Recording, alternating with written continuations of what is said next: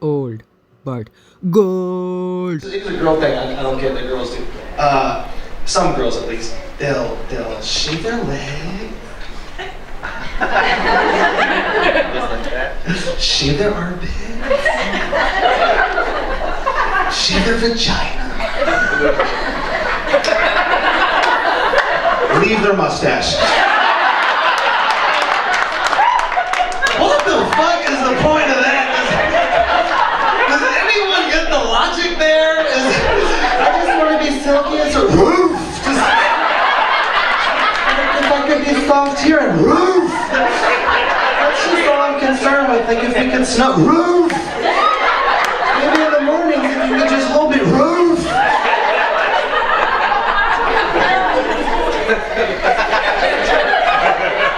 It's weird, right? It's not just me, it's just weird. I've seen girls do weird shit. I've seen girls bleach their mustache. It's not the color. Right? Is that just me? Like, I've never looked at a girl and been like, you know what, she look good with a blonde mustache. I think that's her color, blonde. I think she looks with a blonde mustache. That'd be beautiful. Like a little Hulk Hogan. That's what I like. Hey there, brother. You want to come over later? Watch WrestleMania and do some body slamming? Shame. That is the topic of today's episode. There is a war on shame out there, everybody. Every single day, a new type of shame pops up. Skinny shame, fat shame, virgin shame, slut shame. The reason I don't like this war on shame is because shame has always been an effective tool in advancing society. Let's bring it way back to Great Britain. They shamed this group of people called the Pilgrims. What did they do? They came and settled America. Shame brought us freedom and Walmart. Thank you, shame.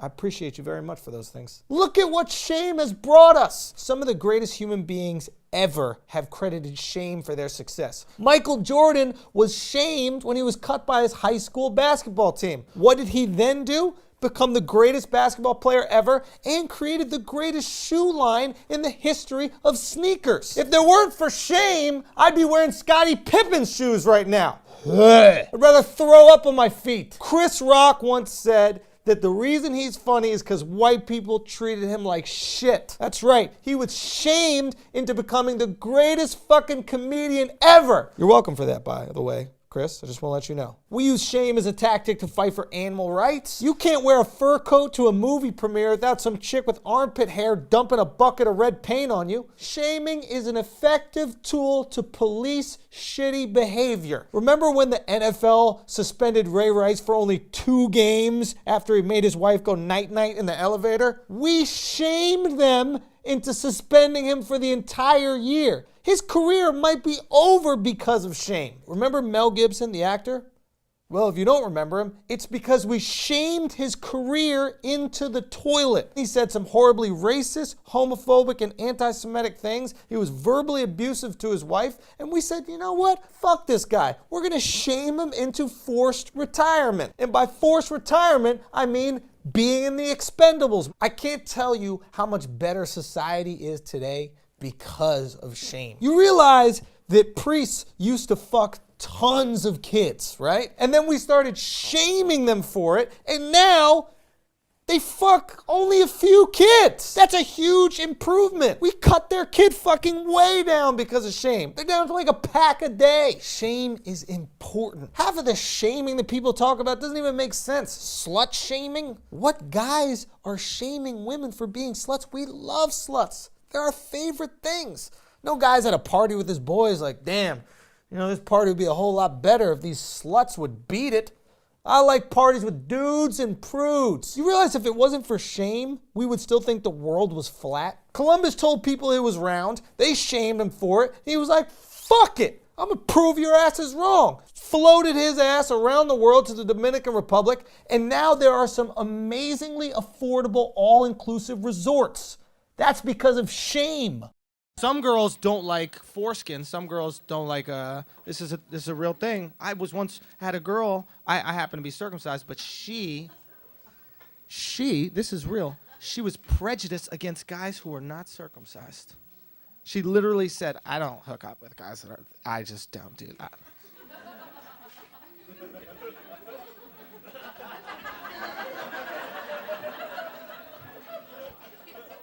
I said to her, I was like, you do know what a pussy looks like, right?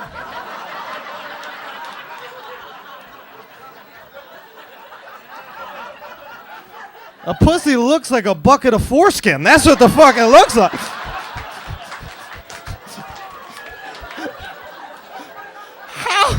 How dare she?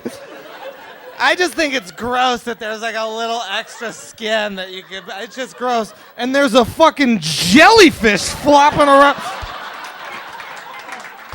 March Madness, everybody. It's that time of the year when every ex-athlete and sports anchor tells us college players deserve to get paid.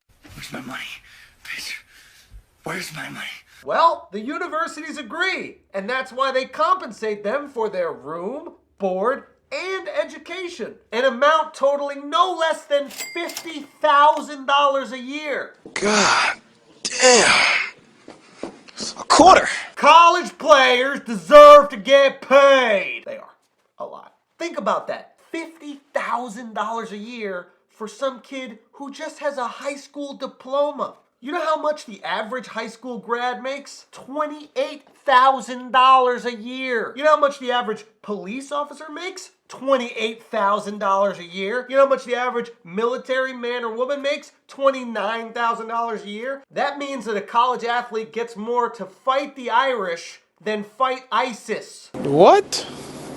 College athletes are getting paid more than most Americans, and they only have to work 6 months out of the year. Now that's fucked up. But some people still believe that college athletes deserve more. HBO's John Oliver says, But the athletes are not paid a penny, because they aren't. but it appears that this John Oliver seems to disagree. Student debt in the US is now bigger than debt from credit cards and auto loans, and is second only to mortgages. So, Johnny boy, is college tuition not worth anything, or is it bankrupting America? Maybe, John, you're not familiar with what paying somebody $0 really is. Let me explain. At HBO, on your show Last Week Tonight with John Oliver, you have these people called interns. You see, these interns work for you for $0 while you make hundreds of thousands and HBO makes millions.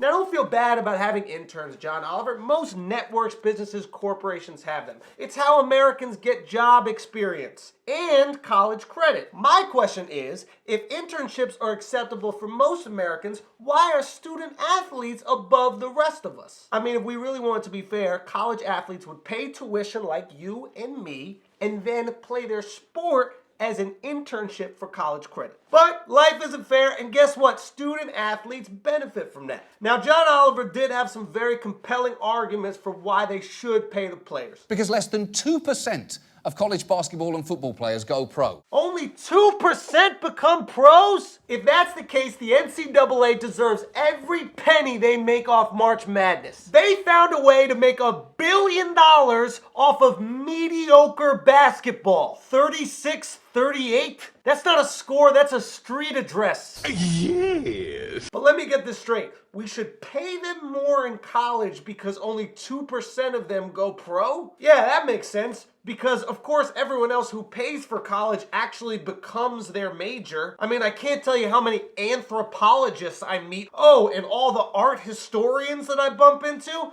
And those doggone communicators that are just hogging up all the treadmills at the gym. None of us end up being what we do in college. Now, John Oliver isn't done. He said that athletes should be paid because it's hard to be a student athlete. Richard Sherman reminisce about his college days. You wake up in the morning, you have weights at this time. Then after weights, you go to class. And after class, you go maybe try to grab you a quick bite to eat. Then after you get your quick bite to eat, you go straight to meetings. I would love for a regular student to have a student athlete schedule during the season for just one quarter or one semester and show me how you balance that. I have a lot of respect for Richard Sherman, But that might be the stupidest thing that he has ever said. Richard, you realize that there are people who go to college and have real full-time jobs, right? I worked 40 hours a week at a restaurant my senior year in college, and my school didn't provide a tutor to help me pass Swahili either. What language did you study?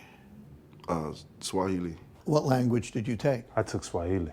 I traded my real job for lifting weights and watching football highlights faster than Sandusky getting to the showers. John Oliver is so convinced that being a student athlete is abusive, he said this. The only other people who say they're not employees that much are people who run illegal sweatshops out of their basements. Yeah, you're right. Being a student athlete is kind of like working in a sweatshop. If you only had to work in a sweatshop half a year, and if you got to bang all the hottest chicks that worked in the sweatshop, and if you had a tutor that was provided by the sweatshop to do all of your work at the sweatshop. Swahili. You know, now that I think about it, being a college athlete and working at a sweatshop are incredibly similar. I used to think the only similarity were the jerseys and the sneakers. Let's be honest, do the universities use the players? Yes. But the players also use the universities. Players choose universities that give them the best chance of going pro. Who's got the most nationally televised games, who's got the highest profile coach, and who's gonna make the tournament. They're not picking a school based on their most desired geographical location. What 17-year-old black kid goes, I wanna live in Kentucky? This kid's definitely on crack right now. Pressure, man. Expectations will fuck you up. I grew up here in New York City. My whole life, people have been telling me this bullshit. If you can make it here, you can make it anywhere. No. Whoever said that shit didn't go anywhere. Because I went to Iowa, and I'll be honest with you, I can't make it out there. Nothing about my New York upbringing helps me in Iowa. I saw animals I didn't even know were animals. I saw this animal called a possum. You guys know that one? And you're okay with that shit? Just walking around? That's okay with you? A 6-foot mutant rat just walking around. Great deep fried. I thought I saw the leader of the Ninja Turtles when I saw that shit. I screamed like a girl. I'm not gonna lie. I lit. I said, Splinter, what the fuck you doing in Iowa? You need to be in New York looking after Raphael. He's bipolar.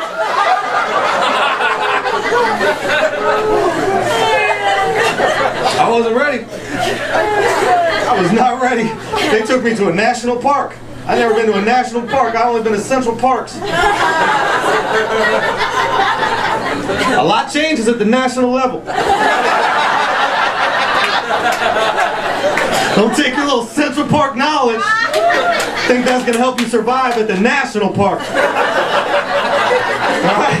I showed up to the national park. These people on the tour showed up with food. They had food.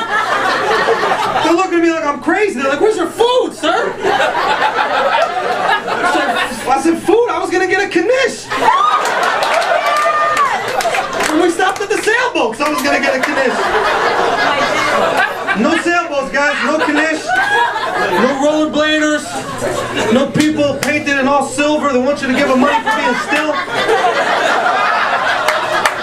None of the stuff that makes you feel comfy at a park. What? All they had was trees. That's what it was. So I'm walking around in The Legend of Zelda.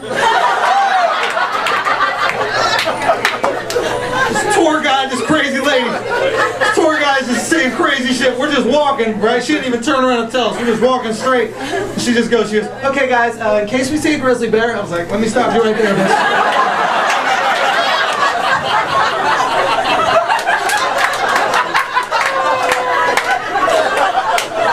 You mean like on a tricycle? They got the circus out here? They got a circus? Barnum's made it out here? Or what? She goes, no, there's nothing to worry about. All you gotta do is just listen. If you see a bear, guys, this is what we're gonna do, okay? You just gotta make yourself big. Make sure the bear sees you. And then once the bear sees you and you're big, yell at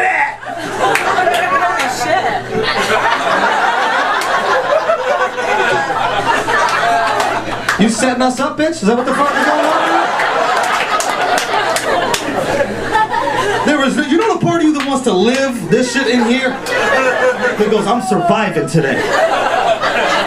When you see a grizzly bear, no part of you goes, well, fuck you! Fuck you, bear! You want some honey? Why don't you suck some honey out of this bitch? Fuck Teddy Grahams! Potential presidential candidate and neurosurgeon Ben Carson stated that he believes being gay is a choice. You're crazy, man. You're crazy. I don't think being gay is a choice because I asked a gay guy and he said it's not, and I figured he knows better.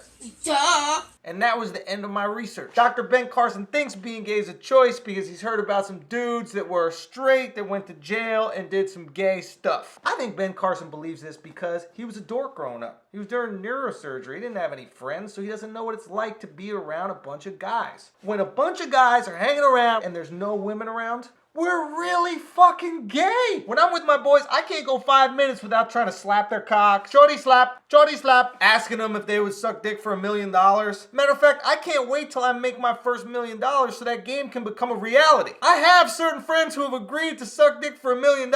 Please believe when I'm a millionaire, they will be sucking some dicks. Guys just act gay when we hang out. That's just what we do. Just look at sports, football. Today we're going to talk a little bit about the center quarterback exchange. There's no reason the quarterback should have to take the ball out of the center's butt cheeks. Andy here, what he's going to want to do is get his hands firm underneath Derek's butt, and Derek is going to want to get the ball up as quick as possible into his hands. Why can't the quarterback just start with the ball and go hike? There was a board meeting where some guy was like, you know what, let's have the quarterback just start with the ball, he'll say hike, the play will start right there. And someone went, I want the top of my hand to be resting on that center's ball sack for a few seconds. Matter of fact, I'll probably say a bunch of bullshit so I can get more ball sack time on my hand. Omaha! Omaha! Idaho! Blue! 40 balls! I mean, look at the rules in football. You're not allowed to trip somebody. That's not allowed. You have to embrace them aggressively until they're on the ground. And then when they're on the ground, as many men as possible jump on top of them. It's a gangbang here, guys. I mean, look at basketball. How the hell did post moves get invented? Hey, I want you to score at that basket right there. You want to know the best way to do it? Have your back to it where you can't even see where it is. Oh, and the guy defending you? Oh yeah, he can't use his arms on you at all. He can't even put a forearm. No. The only way he can stop you from getting to the basket is by thrusting his dick into your ass. Everything else is a foul. And when the teams win a championship, what's the first thing they do? Hey guys, should we high five and hug? No. How about I spray this bottle of champagne on your face like I'm blasting a porn star with a nut? The championship trophy, the one symbolizing win this championship. But the MVP is handed to him by Bill Russell. Fraternities. One of my best friends was in a fraternity, and he told me in order to get in, he had to swim in a pool naked with all of his fraternity brothers. What the fuck does that have to do with brotherhood? Hey man, you want to be in this fraternity? Yeah. Alright, well get naked, grab that other guy's cock, some guy behind you is going to grab your cock, and you guys are going to walk for a mile. From now on, initiation will take place here. Where are the chicks? You don't want any chicks to see what's going to happen to you this weekend. I'm scared. What are they going to do, kill us? What's the worst that could possibly happen? Hey, you still want to be in the fraternity? Yeah! Alright, good. Well, get naked, bend over, and I'm going to spank you with this paddle in front of all these men. Can I let go of this guy's dick?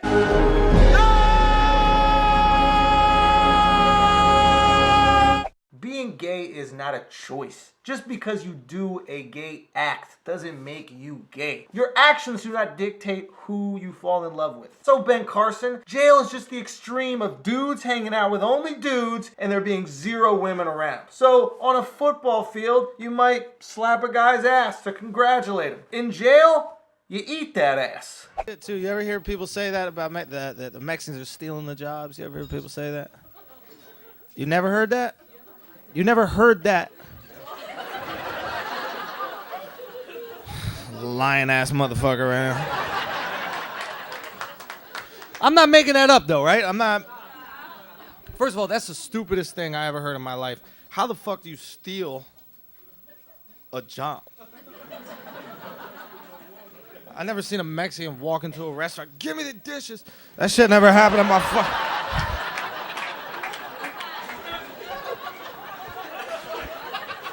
No, we don't want the money. Rub your gloves on the ground.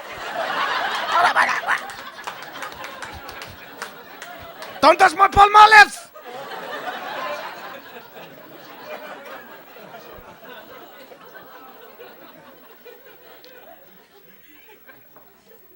So stupid. If you're gonna steal a job, wouldn't you steal a great job?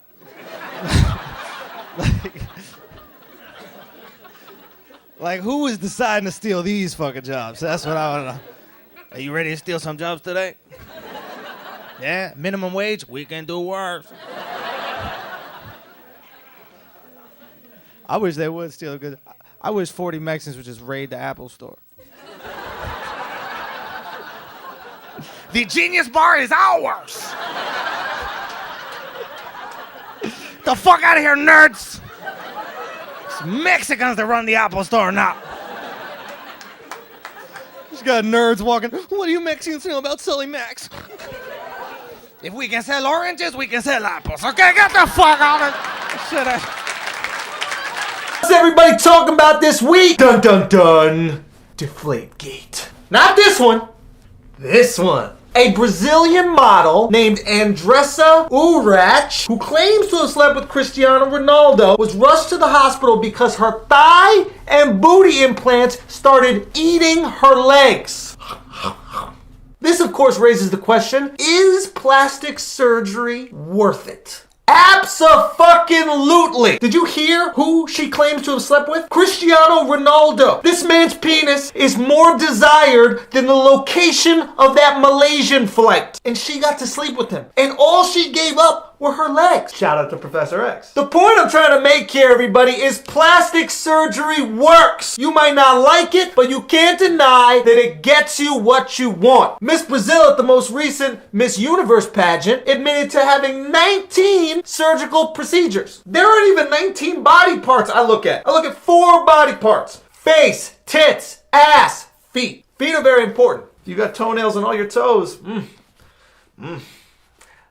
Apparently, not everybody at the Miss Universe pageant is okay with plastic surgery. Miss USA said, "How can you really be proud of your body if it's not you?" Well, let me tell you something, Miss USA. That's easy for you to say when you've got naturally beautiful hair. Oh, those are extensions? Oh, well, at least you have that naturally golden brown skin. Oh, that's a spray tan. Well, you have those naturally beautiful teeth. Oh, you had braces. Oh, and you got them whitened. You got gorgeous eyelashes. Oh, you put on fake eyelashes? Oh, all right.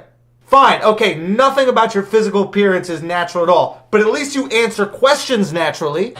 If I was given 30 seconds to give a message to the global terrorists, is that what you said? Okay. I would just say that, I know as Miss USA, I can always spread a message of hope and love and peace. And so I would do my very best to spread that message to them and everyone else in the world. Thank you, USA. You know what would happen 2 minutes later?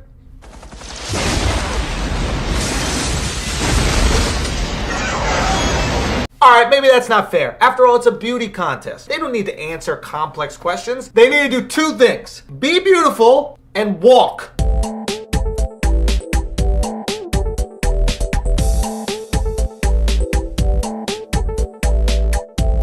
Whether you like it or not, plastic surgery works, baby. There's only one instance in life where plastic surgery should not be allowed, and that's if you want to start a family. No plastic surgery. Nada. If you don't disclose to your husband or wife that you have had plastic surgery and you go through and have a child with that person, prison.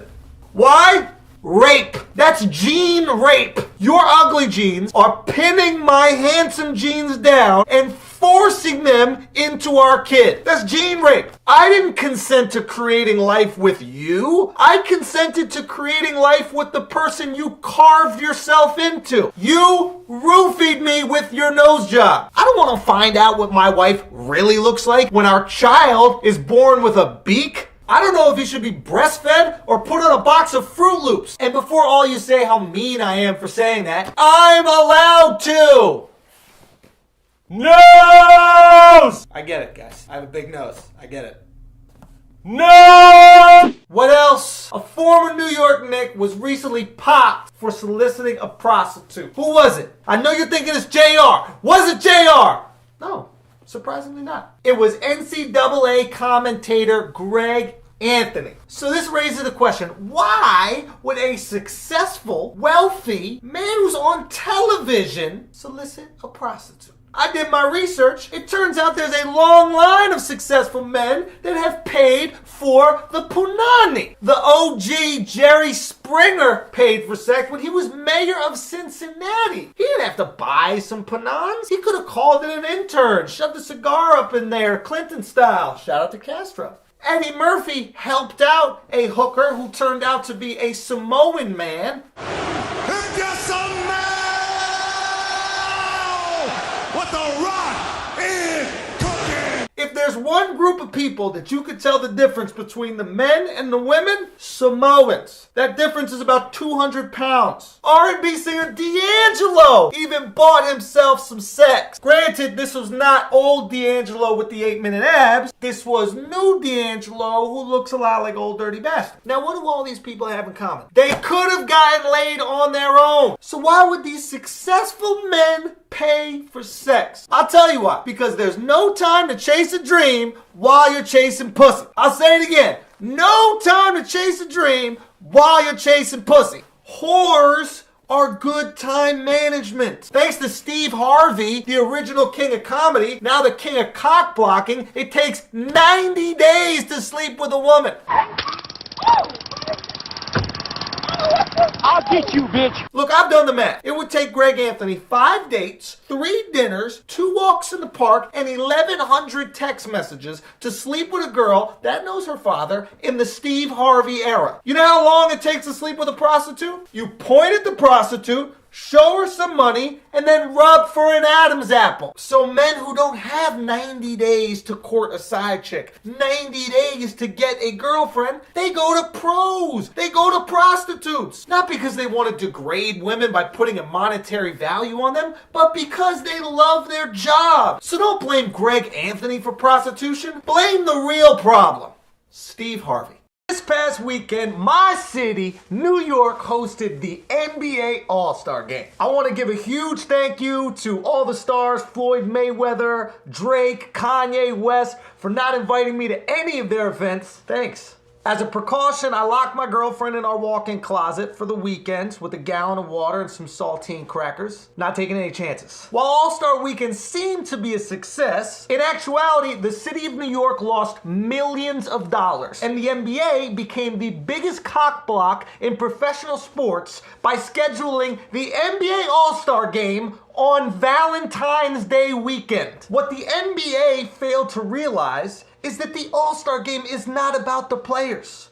It's about the groupies. This is the Ho-Olympics, the Nobel Pussy Prize, the Westminster Dog Show. Their weekend was ruined, and so was the city of New York's. I don't feel bad for the players. They're gonna get laid regardless. Dwight Howard has gotten 8 different girls pregnant. That's 1 girl for each All-Star game he's been to. He's single-handedly keeping the black race alive. I think he's starting his own Million Man March. Or he loves Father's Day cards. I don't feel bad for the groupies either, because they're groupies. The real victim here is the city of New York. We lost revenue. NBA players were forced to bring their wives and girlfriends to New York City for the All-Star Game because it coincided with Valentine's Day.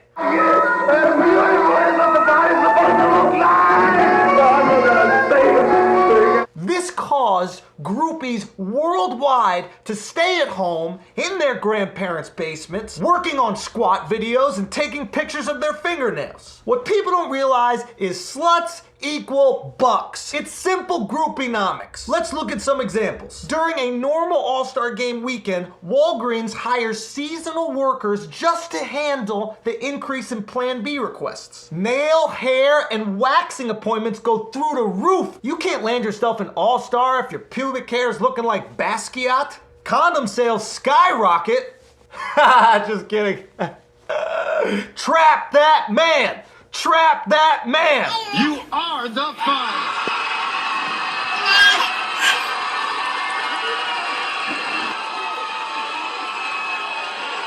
There are some players that refuse to have unprotected sex. And that's why sewing needle sales increase 1,000%. Poke holes in those Jimmy hats. Trap that man. Do what you can to trap that man. Groupies need transportation. They got high heels on. They can't walk around. There are huge increases in sales for Uber and Lyft for the ugly chicks. Not to mention the guilt gifts players have to purchase their wives after fucking stranger pussy for a weekend. Kobe didn't buy his wife that ring out of love. A diamond is forever.